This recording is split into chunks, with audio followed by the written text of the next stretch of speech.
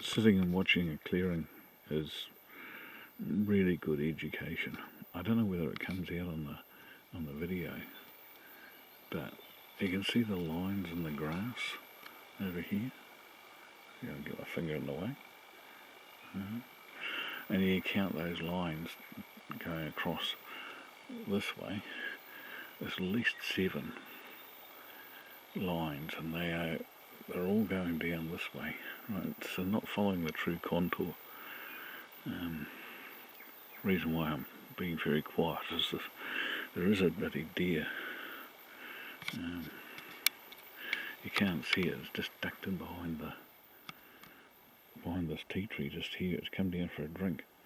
And the reason I've seen 3-4 deer today. One gave me the slip. There was a red that I wanted to shoot, which went up over there, which was going in and out of the trees. So I didn't get a crack at it. And I saw 2 fellow spikers, and had a crack at one of those. And they're bloody small at 200 yards, I can tell you. And now there's a fellow hind in this shit in here, just come down to drink. And the reason why they're so keen about this spot here is because it's down here is the only source of water for quite a way, and the deer prefer to actually walk across the face to go and have a drink rather than to go down.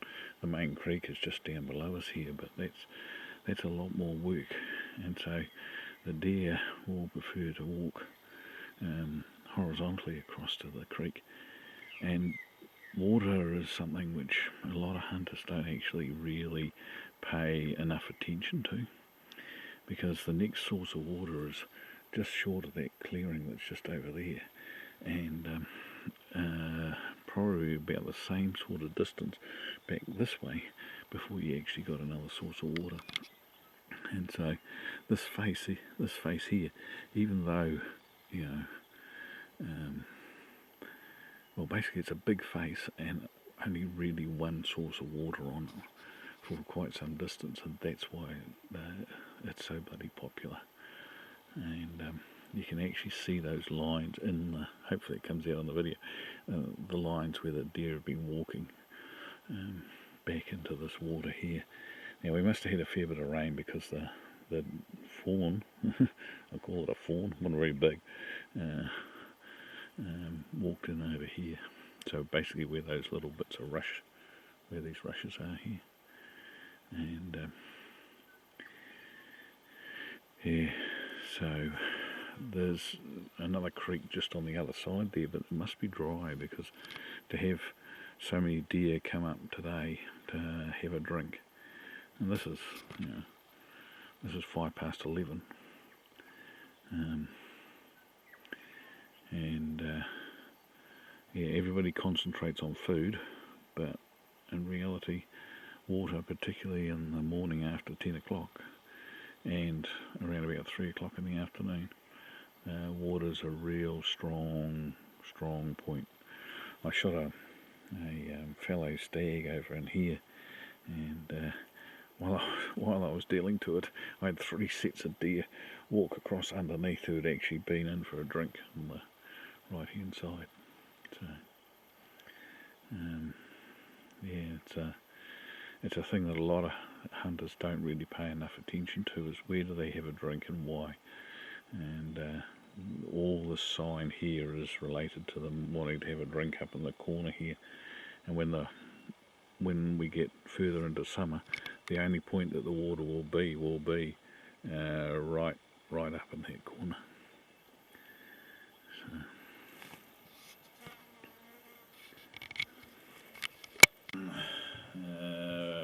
We're back in the Auckland studios, and that video wasn't that good because, as you know in the introduction, I had battery problems, and that was 11:05, and I sat around there for a bit longer and shot a couple of pigs about 4:30 in the afternoon. And the thing that you've got to notice about that clearing was how late in the morning and how early in the evening that I actually saw the animals. So, deer are crepuscular, which is a fancy term for saying active dawn and dusk. And if it's just a normal clearing where there's just grass and something for them to eat, they'll be there for about an hour and a half after sunrise. So that was done in December, so almost the longest day. It's light at 5:30, and the deer would move off the clearings by about between 7 and 8 o'clock in the morning, and they wouldn't be back until about 7 o'clock, because at that time of the year the sun sets about 8:30, and but that's in a normal clearing where they're just there to eat. But that clearing, they're there to drink, and that's why you see them for longer. And so in either later in the morning or earlier in the evening, and that's what I meant about understanding the deer's needs for water gives you a big advantage in increases your hunting day, if you like to think of it like that. So the deer are also less wary. They're interested. They just want to have a drink, and so they throw caution to the wind really, and move out into the clearing without going through the same level of checking that they normally do if they're going onto a clearing. You'll see the deer out and about in the middle of the day, but generally they're just going across a clearing. They're not there sitting in the sun. They sort of do that in the forest. The other thing that I said in the introduction was talking about sign. What was the other bit of sign that you could see from 208 yards away? We talked about the sign where the deer are walking on a slope like this compared to being horizontal, because that's what they normally do, is they walk, they're like sheep in a paddock, they'll walk across the face and it's almost dead level, whereas in that instance the sign was on an angle like that, where the tracks were, because they were going up for a drink. But what was the other bit of sign that you could see from 208 yards away? Hopefully you're all yelling at the TV screen that you look at this on, is the shortness of the grass. It is a big clue. A bit unfair because I haven't shown pictures of the other grass from other little bits of clear spots along that river, but the other grass is about that high, whereas the grass on that clearing was sort of like a bowling green. And the reason why it's short is because the deer spend a lot of time there. Right? So you've got clearings where they've got a lot of food, yes, but that particular clearing they spend a lot of time because they're going for a drink, and on the way to have a drink they have a nibble. And when I said in the introduction that what I was going to talk about wasn't actually complex, it was involved, meaning a lot of detail. How do you actually remember all the detail that I tell you? And if you've ever tried to learn the colours of the rainbow, there's a mnemonic, Roy G. Biv. You only have to remember Roy G. Biv and you can understand the colours of the rainbow, and you can get them in order, red, orange, yellow, green, blue, indigo and violet. Well, it's the same thing when trying to learn something which has got a lot of detail in it, is to try and remember it by a series of small phrases. And in this one, the small phrases sit opposite the clearing with the shortest grass, especially if it involves water. The water is close. There's another place over the other side where it's not so much water, but it's actually the first point which the deer have got limited places to cross, and it's the first point that they come out on after they've crossed the creek.